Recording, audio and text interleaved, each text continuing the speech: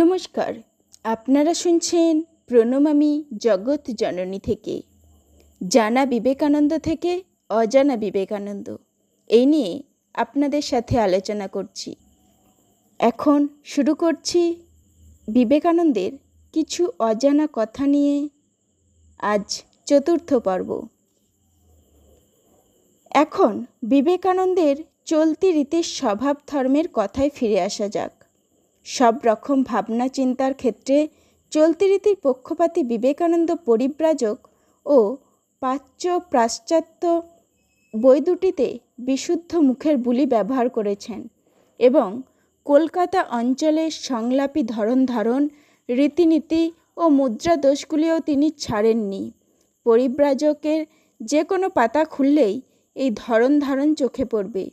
যেমন পিনের মাথায় গড়ছে, সুতোর জোড়াই দিচ্ছে, তাঁতের সঙ্গে এগু পেছুই করছে, আজন্ম ফল, ওই কাজটিও খোয়ানো, আর তার মরণ খেতেই পাই না, কিংবা আর ওই তাল তোলাম আব লিচুর রং, ওই নীল আকাশ মেঘের বাহার, ওসব আর কি দেখতে পারে, কিংবা সেই আলা সিঙ্গার বিচিত্র বর্ণনা প্রসঙ্গ, মাথা কামানো, ঝুঁটি বাঁধা, শুধু পায় ধুতি পরা মাদ্রাজি ফার্স্ট ক্লাসে উঠল, বেড়াচ্ছে চেরাচ্ছে, খিদে পেলে মুড়ি মটর চিবুচ্ছে, তবু আমাদের সঙ্গে পড়ে ওর জাতের দফা ঘোলা হচ্ছে।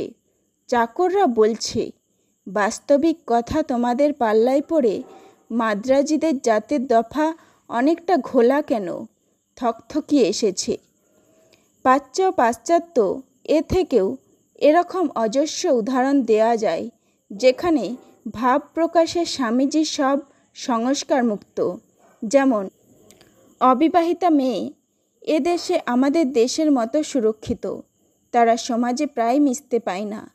বের পর তবে নিজের স্বামীর সঙ্গে সমাজে মেশে, বে থা মায়ে বাপে দেয়, আমাদের মতো, লক্ষ্য করবার মতো। একেবারেই মুখের ভাষা কলকাতায় বুলি শুধু নয়, মৌখিক টানটা পর্যন্ত বরাবর এই দুইটি বইতে বজায় রাখবার চেষ্টা করা হয়েছে। আর তার মধ্যে আবার রঙ্গরসিকতা আর চলতি লৌকিক গল্পে এই দুটি বই ঠাসা। পরিব্রাজক চলতি রীতিতে লেখা, চিঠির ভাষা বলে বোধহয় একটু বেশি ঘরোয়া, কিন্তু রঙ্গরসিকতায় কলকাতার মৌখিক শব্দ প্রয়োগও বেশি। প্রাচ্য পাশ্চাত্যের চলিত রীতিকে কেউ কেউ আদর্শ চলতি ভাষা বলছেন। আদর্শ মানে অনুসরণযোগ্য, পরিচ্ছন্ন, ঋজু, স্পন্দমান, সতর্ক রীতি। হতে পারে পরিব্রাজক এর তুলনায় অনেক বেশি সতর্ক, কিন্তু এখানেও ইন্ডিভিডুয়ালিটির প্রকাশ কিছু কম নয়। যেমন প্রাচ্য পাশ্চাত্যের উভয় সভ্যতার তুলনায় নাম পরিচ্ছেদ থেকে উদ্ধার করছি। হতে পারে দু এক জায়গায় আর্য বা বুনোদের যুদ্ধ হয়েছে, হতে পারে দু একটা ধূর্ত মুনি রাক্ষসদের মধ্যে ধুনি জ্বালিয়ে বসেছিল, মটকা মেরে চোখ বুজিয়ে বসেছে, কখন রাক্ষসেরা ঢিল ঢেলা হাড়গোড় ছোড়ে, যেমন হাড়গোড় ফেলা, অমনি নাকি কান্না ধরে রাজাদের কাছে গমন।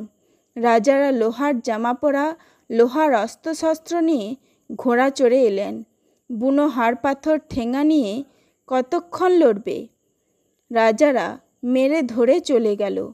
কিংবা পরিশিষ্টের কিছু অংশ, নতুন অবশ্য শিখতে হবে, করতে হবে, কিন্তু তা বলে কি পুরনোগুলি জলে ভাসিয়ে দিয়ে নাকি? নতুন তো শিখেছ কচুপড়া, খালি বাকি চচ্চড়ি। তবে এটা ঠিক, প্রাচ্য পাশ্চাত্যের অধিকাংশ অংশই অনুসরণযোগ্য, ঋজু ভঙ্গিতে লেখা, কমন স্টাইলের নমুনা হিসেবে নেওয়া যায়। কিন্তু পরিব্রাজক ভীষণভাবে ইন্ডিভিডুয়াল। গিরিশচন্দ্র অমৃতলালের যুগের মানুষকে যারা দেখেছেন বা যাদের কথা শুনে তাদের মুখের বুলির সঙ্গে পরিচিত হয়েছে, তারাই পরিব্রাজকের লেখকের ভাষার কলকাতায় রসটিকে বেশি উপভোগ করবেন। তাই বলে কিন্তু সর্বত্রই এই কলকাতায় বুলি নেই। প্রয়োজন মতো দীর্ঘ সমাসবদ্ধ সংস্কৃত শব্দকেও বসিয়ে দিয়েছেন একেবারেই চলতি ক্রিয়া বা অসমাপিকা ক্রিয়ার পাশে। কখনো মুগ্ধ দৃষ্টিতে ছোট ছোট বাক্য, কমা, সেমিকোলন দিয়ে একেবারেই খাঁটি শিল্পীর মতো ছবি এঁকে গেছেন। সে নীল নীল আকাশ, তার কোলে মেঘ, তার কোলে সাদাটে মেঘ, সোনালি কিনারাদার, তার নিচে ঝোপ ঝোপ তাল, নারিকেল, খেজুরের মাথা বাতাসে যেন লক্ষ লক্ষ চামরের মতো হেলছে। তার নিচে ফিরে ঘন ঈষৎ পিতাভ, একটু কালো মেশানো ইত্যাদি হরেক রকম সবুজের কাঁড়ি ঢালা। আম, লিচু, জাম, কাঁঠাল, পাতায় পাতা, ডালপালা আর দেখা যাচ্ছে না। আশেপাশে ঝাড় ঝাড় বাঁশ হেলছে দুলছে, আর সকলের নিচে যার কাছে ইয়ারকান্দি ইরানি তুর্কিস্তানি গালছে দুলছে, কোথায় হার মেনে যায়। সেই ঘাস যতদূর যাও, সেই শ্যাম শ্যাম ঘাস কে যেন ছেঁটে ছুটে ঠিক করে রেখেছে। একজন সমালোচক বলেছেন, চলতি গদ্যে এমন সার্থক বর্ণ ধ্বনিময় বর্ণনা কোথায় আছে? আছে, কিন্তু বিবেকানন্দের পরবর্তীকালে অবনীন্দ্রনাথের গদ্যে। সেই তুলির লেখায় প্রথম নমুনা বিবেকানন্দেরই পরিব্রাজক, আর আছে সৈয়দ মুজতবা আলীর রচনায়।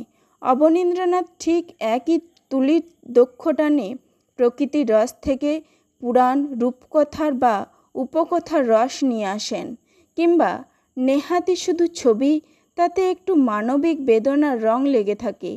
তারপর মেঘ আস্তে আস্তে পাতলা হয়ে এলো। রাত্রি শেষের সঙ্গে রূপোর মতো সাদা আলো ছেঁড়া ছেঁড়া মেঘের ফাঁক দিয়ে এসে